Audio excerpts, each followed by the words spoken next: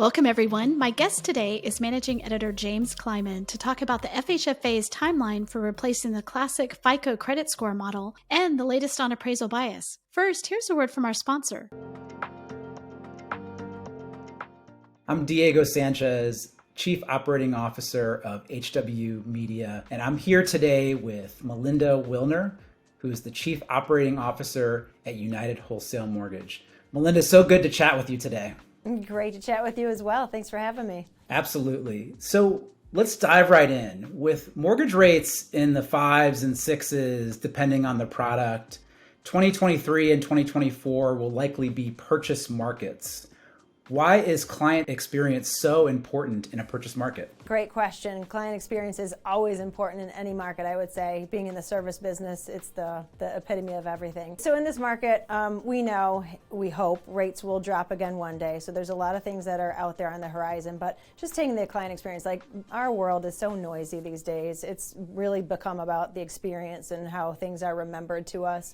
It's easy to go to restaurant that's just middle of the road and like you don't even remember the name of it where you ate yesterday versus something that has high experience. So in this purchase environment with rates going to go down again one day, the likelihood that there's future refinances is very humongous. So getting not only for the borrower to have a great experience, and I think a purchase is even more exciting than a refinance. You're a little bit more hands-on with the borrower, helping them buy maybe their first home or maybe their final home or something in the middle. So there's a lot of time spent with it. But even the experience for the realtors and everybody else involved is really big. So obviously the borrower needs to be front and center during the origination process. What other clients and partners should loan originators be thinking about, especially in a purchase market? Yeah, that's a great question. I think number one is the people involved in that actual transaction. It's their transaction too. The borrower's going to remember part and parcel, the entire thing, whether it's what the realtor did, what it was that the loan officer did. So I'd say, most importantly, the realtors that they're working with, making sure that that's a smooth transaction, whether it's somebody that they've already done business with and they'll continue to do business with, or maybe in a really great scenario, they can wow the other realtor who they don't do business with, and that's a future source for them, or should anything happen with their referral partner as well. But really anybody who has access to people thinking about moving or doing anything with their mortgage is huge. Financial planners have always been a great resource. Divorce attorneys have always been a great resource. And then, the obvious ones like, builders. I think a little bit harder for some people to conceptualize new builds and breaking into that community as well, but really important for loan officers to be looking at builders as well. And then again, anything that really touches people in the community, anything that even remotely thinks of home buying. And from your perspective, what role does technology play in creating top-notch customer experiences? Yeah, great question. Technology plays a huge role in it. At UWM, we are always searching for the best technology for the borrower and for the broker both. So I think from a borrower perspective, things have changed a lot. I've been doing this for over 20 some years. And I think back to my early days, there was a lot of in-person stuff. There was fax machines, there was early stuff. There's a lot of people dropping off documents. Like, how cool is it now that you can take a picture of a document with your phone and upload it? Like e-signing your initial disclosures, how great is that? I don't have to go see anybody. Virtual closings, amazing. Like I don't even have to have anybody over my house anymore if I don't want to. So I think technology has given a lot of people in this very fast moving world some options that make it very convenient for them and very kind of the coolness factor too. Like, oh my gosh, I just closed a refinance all over some Zoom equivalent virtual thing. That's really cool to be able to pass on. Melinda, thank you so much for joining us today and sharing your insights. Thank you again for having me. Appreciate it.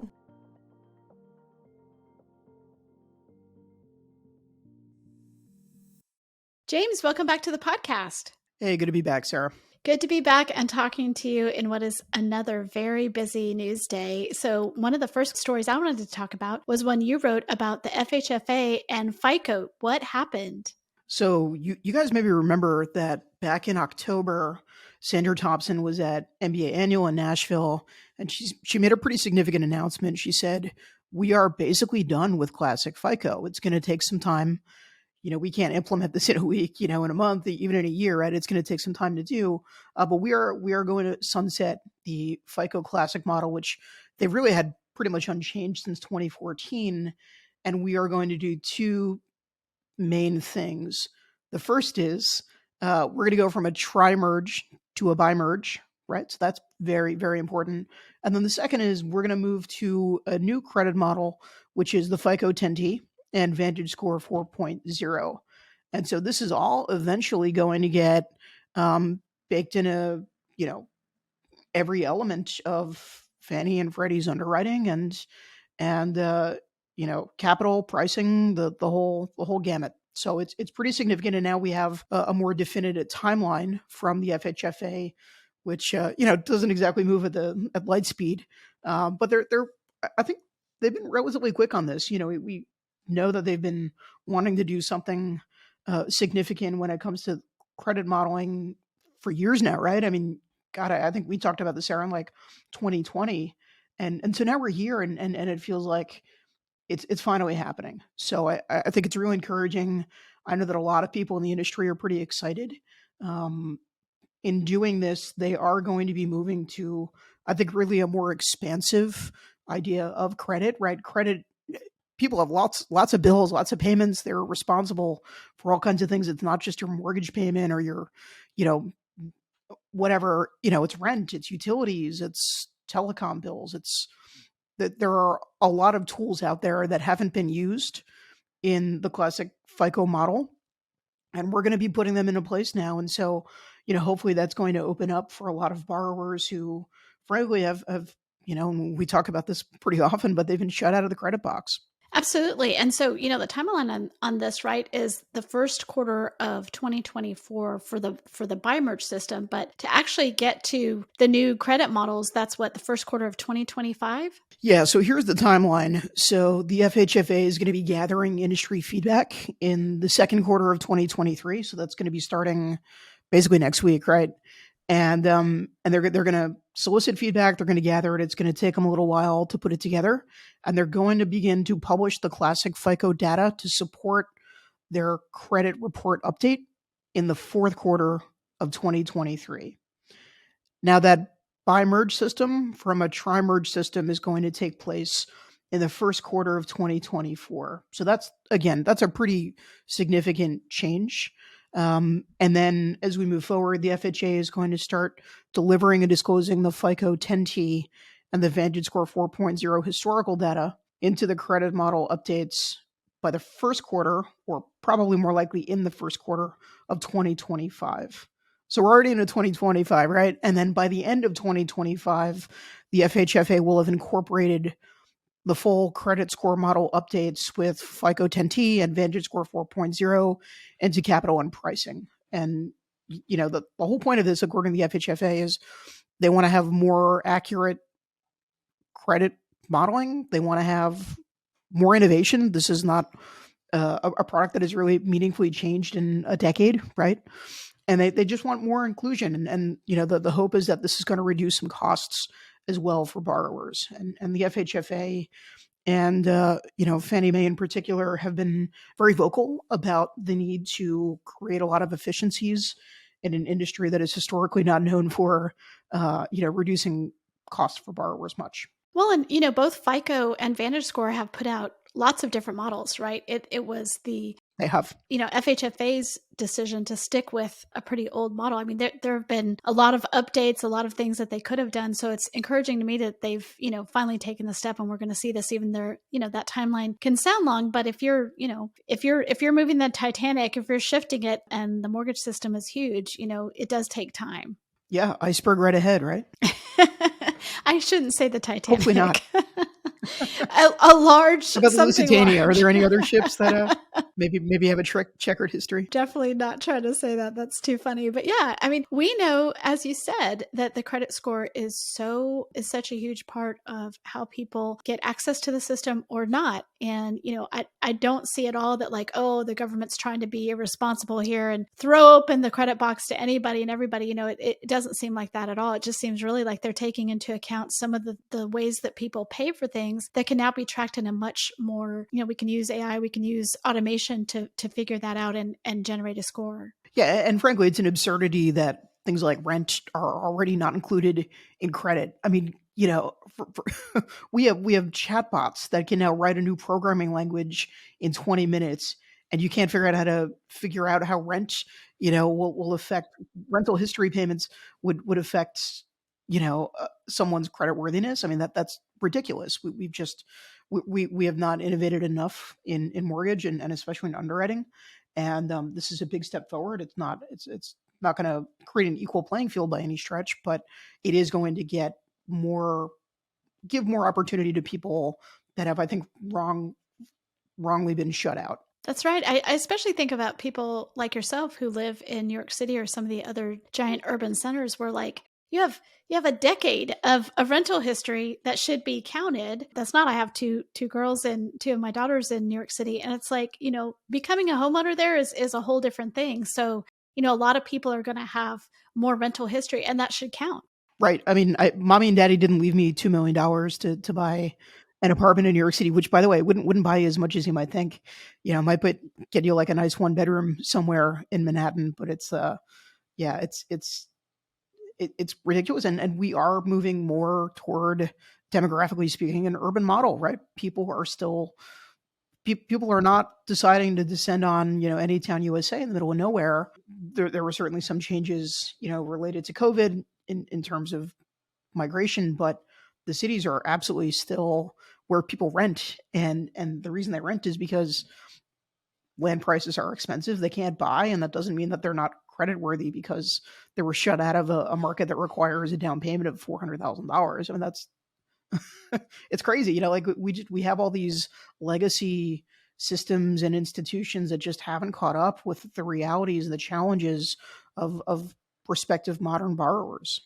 And that's a shortcoming. And it's good to see that the FHFA and the GSEs are trying to address some of it, but it should have been done a decade ago. Like, why are we talking about this now? I totally agree with that. I mean, I've been at HousingWire almost 10 years now, and we were talking about this 10 years ago, I promise you. And FICO was coming out with new models, and, Vantage Score, came along at some point in there too. And it was like, I don't understand why we're still doing this. So this is welcome news. Great to have a timeline in place because that was such a big revelation at MBA Annual. And then to see the follow-up is great. And I should caution everyone, this is a proposed timeline.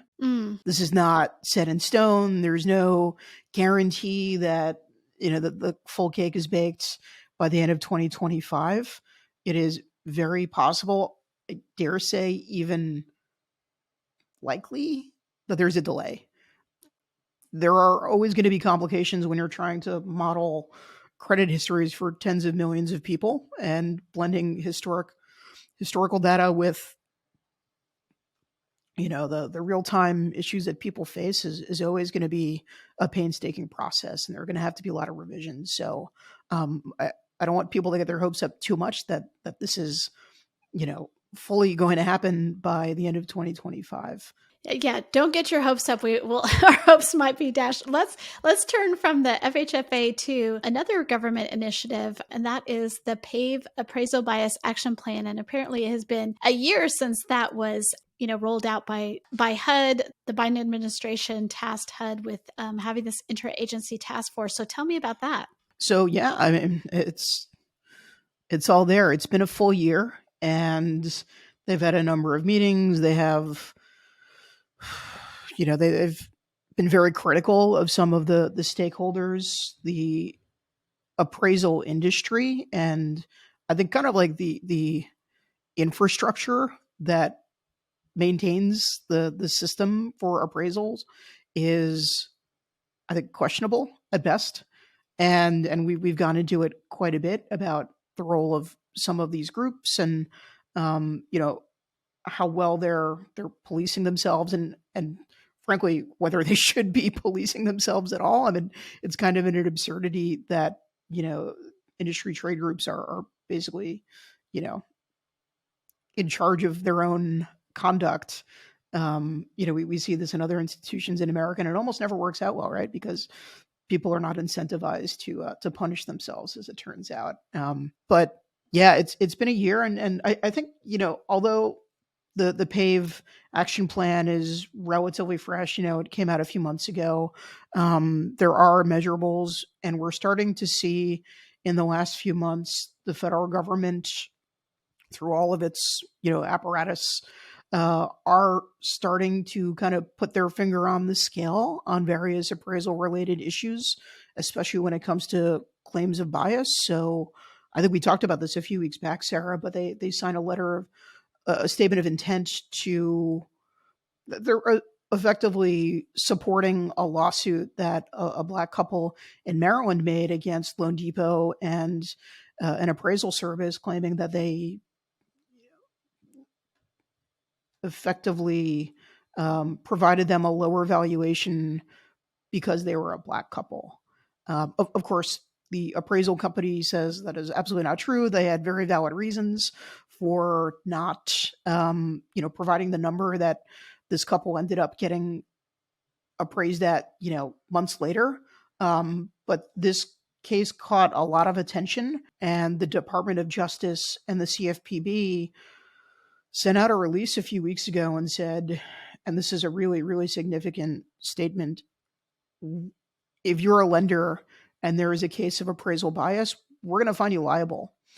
And, before kind of the firewall had sort of insulated the lender, and I think in a lot of cases, the lender can very, very clearly state, well, like, I'm not an appraiser. Like, you told me I needed to get an appraiser. I got an appraiser. This is what the appraiser says. Like, what else do you want me to do? Like, what other recourse do I have here? And so I think we're kind of gearing up for a little bit of a fight, because the federal government has not really clarified some of these positions, and whether the lender ends up kind of filing a big lawsuit against, what maybe then they shouldn't be a part of, the whole equation, if you're going to hold the lender liable for the actions of another party that they're not, able to differentiate. This, to me, has been one of the biggest questions I've had in this whole process of like figuring out where appraisal bias might be happening, and then, punishing it, rooting it out, which everyone would, want to do, is how is it that, who are you going to hold liable, and how is it that they're going to know? And in this statement of interest that the DOJ and CFPB filed on this case, they said, here's a quote: "The law is clear that mortgage lenders cannot take race, sex, or any other prohibited basis into account when evaluating the creditworthiness of an applicant. That means lenders can't rely on an appraisal if they knew or should have known that the appraisal was discriminatory." End quote. My question is, how are lenders supposed to know that the appraisal was discriminatory? Does this now mean that they have to look at the comps themselves? Do they have to do a secondary thing? Like, how there's an arm's length relationship with most lenders and appraisers, even if they're in the same company, right? Like, they don't know that individual appraiser. They're not supposed to. Right. And in a lot of cases, they go through, a third party that finds the appraiser.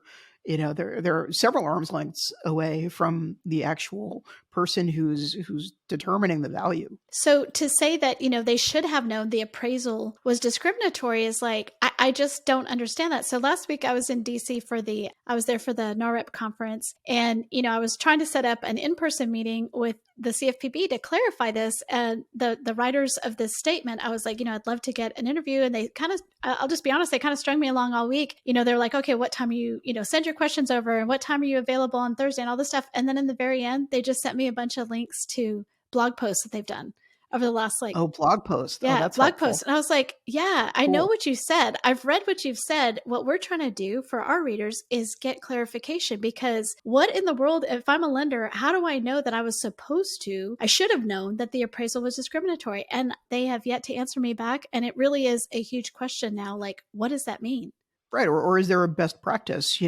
Most of these lenders are going to be doing conventional loans. It's totally different. There is a very different standard and process if you're going through FHA, if you're going through VA. I mean, there is a very defined, here's what happens if a prospective borrower says that there was discrimination within, the valuation proposal. You can follow those steps. You can consult your attorney, and they can say, okay, well, here's what happens next. They go to the panel, right? Whatever. If you're doing conventional conforming, that doesn't exist. You need to develop an ad hoc, strategy in-house. I don't know how a lender could be expected to know what to do, because then they're faced with the choice of, do we potentially eat money if the appraiser was right and the house really is, valued at 450 when the borrowers said it should have been valued at 650, and there is a material problem with the valuation number that they accept. I don't know. Do they hire a second appraiser at their cost? Which, I mean, maybe that's the right move to make. The lender decides they'll take on the cost. Let's say it's $700 or whatever it is, and then they have like their own in-house person who evaluates like which appraiser did a better job. I don't know. Like, the point that I'm making is, like, there is no answer. There is no rubric.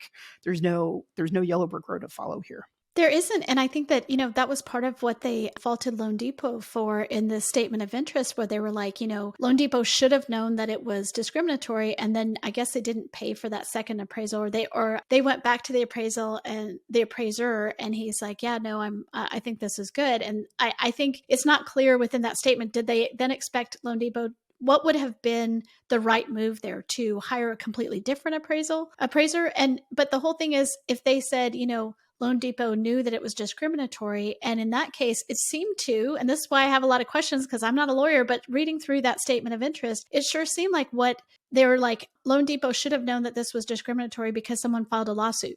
Okay, so is every lender off the hook unless someone files a lawsuit? And now is that the standard? Like, it's just not clear. Right, and I could sue you tomorrow, Sarah, for whatever. That doesn't necessarily mean that there's any viable reason that I've been wronged, right? That's right. And so, and the lawsuit hasn't concluded. So at what point is it that Loan Depot should have known it was discriminatory? Again, I don't know if it was or not. And you and I are both like, the last thing we want is any bias in appraisals. It's really calling into question how you expect this to be enforced by the lender, how you expect that to happen, especially in a time when the cost to originate is through the roof. It's over $12,000, like we talked about last time. Yeah. And so you're adding uncertainty and saying, you have to know this. It's like, but how? It's a challenge because we know that there is bias. It does happen. We don't know how much there is. We know that the government released a pretty big data dump in the fall, and the government absolutely believes that there is a correlation between lower values and the race of the borrower or the prospective borrower. So we know what happens. We don't know necessarily what the scale is. There is research that is being conducted, but we're taking maybe a shovel when there should be a different instrument. Maybe not a scalpel, because then you can't solve every problem individually. Every bias complaint, the government can't have its own agency to review it necessarily in that respect, or maybe they could. I don't know. I certainly pay a lot in taxes. I'm sure you do too. So that maybe that's the answer, right? Maybe the government creates some sort of an appraisal bias review committee, and they individually look at any complaint that a borrower makes, and then that determines ultimately what the valuation is. I don't know, but I think that we're in a kind of a funny spot in which you want to stamp out appraisal bias. And I think the government's made very clear, very strong messages about the need to do so. And it's a very good one. This is a practice that has been going on for way too long. And it's about time that the government used its authority to stamp it out. But holding the lender accountable for a practice that they're really, I'd say, kind of lightly involved in is just, it seems really, really, really not wrong. I don't know if wrong is the right word, but it seems misplaced. Misplaced, or give us really an outline of what that looks like. Like here's how we would say you should have known, and here are those things, so that again it goes back to the whole idea of enforcement by a regulation by enforcement, where it's like you're not going to know that you did something wrong until they take action against someone. Instead of telling you ahead of time, this is what we expect, it's like we're going to look and then jump in when we feel like people didn't do what we wanted. Well, that's the complaint you most frequently hear from, the industry trade groups and top executives at these mortgage companies, especially on the servicing side, right? It's just, well, we didn't know. Like, there's no like, if there were like a very clearly delineated law that said this is the line and we cross it, like, fine, okay, that does happen. I'm not saying that these are all, choir boys and choir girls who are, without fault or anything like that. Certainly there is definitely some bad behavior in the mortgage industry from time to time. We report on it. But I think this like casual, well, you'll find out when we decide to, put the handcuffs on you is a really difficult message for people in the industry to get behind. Not that they want them or care if they get behind it, but I think they'd probably get better results for the consumer if there were a little bit more clarity on what is permitted and what is not. And this is why you and your newsroom, this is what we do at HousingWire, is try to be the ones who go after that information, right? It's like, give us the clarity. That's why I was looking for an interview, because it's like, it's not clear. And as opposed to having, this lender A, this lender B, and then they're not going to share that with other lenders. It's like, this is how you get the information out. You talk to the press, especially the business press that is asking you about that. So that is my rant on that. Yeah, and I think just as another aside here, we know that the CFPB has bulked up its enforcement arm. They've hired a lot of attorneys. They're very interested in going after companies that they feel have wronged consumers. And I mean, that is their remit, right? That is what they're supposed to do. I don't think we've really seen the full level of, force that they want to put behind it, partly because, one, we haven't really seen the foreclosures at all, right? I think a lot of the servicers have been very much on their best behavior, and they could afford to because they staffed up. Servicing is still a pretty good business right now. It's not as good as it was, like I think we're a little bit past the peak there, and we're going to start to see more problems if, the feds break it and kind of buy it model, turns bad for some, right? And so the question really is the CFPB, the various regulators, going to enforce as they have over the last few years, which is, we're creating a climate of compliance after we target, one or two big players? Or are they going to be, setting very clear rules about what you can do and what you cannot do? And we also have to consider that this is now coming up against the backdrop of a Congress that is Republican and is going to be going after the CFPB, which is, already fighting a constitutional question about its funding structure. And so, I think there are a lot of questions here about enforcement, and the NBA was very explicit when they were at NBA Annual in Nashville in the fall that it's compliance and regulatory issues that are our biggest problem right now. It wasn't even just the fact that origination volume is down. Like at the time, it was probably down like 40-50%, probably a little more now. And, that they didn't see a lot of light at the end of the tunnel in terms of interest rates. But even that, is not as big a concern because it's a cyclical industry, but the government is not a cyclical industry. The government's ability to make your business more expensive and more difficult to operate is not cyclical.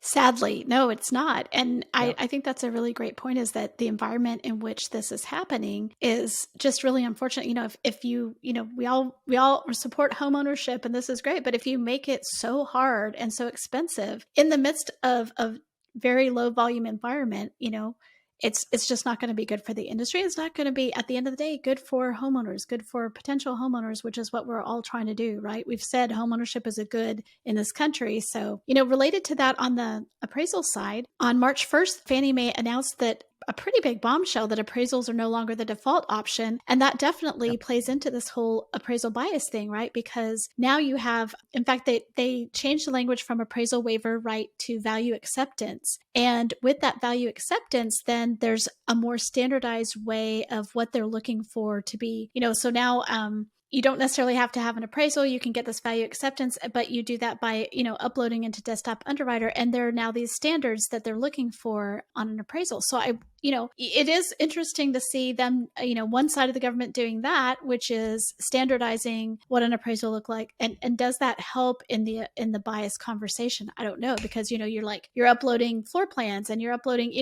are there now more points that they can look at and say, this is how we know it's discrimination? But between the fact that lenders are going to be held liable if there is bias and this, obviously cheaper, quicker, all that. I mean, you really think the appraisal profession as we know it right now is undergoing a huge change?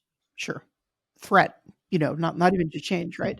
I mean, there are two, I think, really fascinating points to all of this, which is one, we know that the solutions providers in the valuation space have been kind of publicly touting that they're eliminating a lot of this bias, that, they don't have, people who carry their own histories and their own, unconscious biases in a lot of cases even, right? And so, by turning to the algorithms and by having good data, lots of it, you are eliminating the likelihood that there is going to be some sort of racial or, other animus that has creeped into, the calculation that somebody has made in determining the most valuable asset that you probably own.